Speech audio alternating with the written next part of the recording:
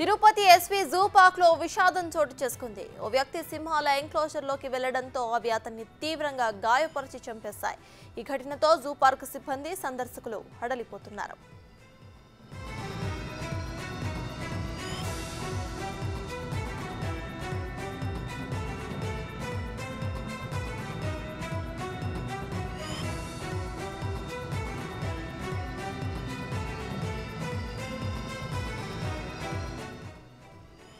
Tirupati SV zoo park లో విషాదం చోటు చేసుకుంది. ఓ వ్యక్తి సింహాల ఎంక్లోజర్ లోకి వెళ్లడంతో అతన్ని తీవ్రంగా గాయపరిచి చంపేశాయి. ఇదే విషయంపై పూర్తి డీటెయిల్స్ ను మా ప్రతినిధి దామోదర్ అందిస్తారు. దామోదర్, చెప్పండి, ప్రెసెంట్ అక్కడ సిచ్యువేషన్ ఏంటి? ఏమైనా అప్డేట్స్ ఉన్నాయా?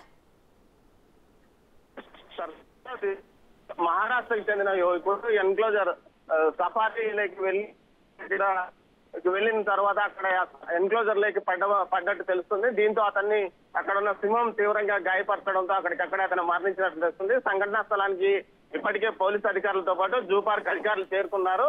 ఘటన ఏ విధంగా జరిగిందన్న అంశం మీదనే విచారణ కొనసాగుతుంది. మొత్తం మీద ఈ ఘటనకు సంబంధించి అసలు ఇప్పటి వరకు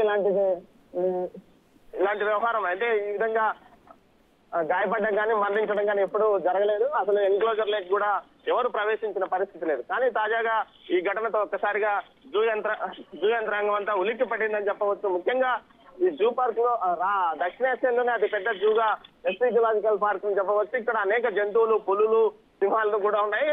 దీంతో పాటు ఎన్క్లోజర్ భారీ స్థాయిలో కూడా ఏర్పాటు చేశారు.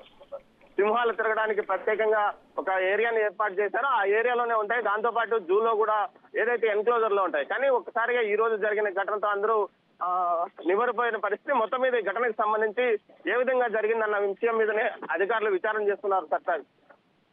Right, thank you Damodar.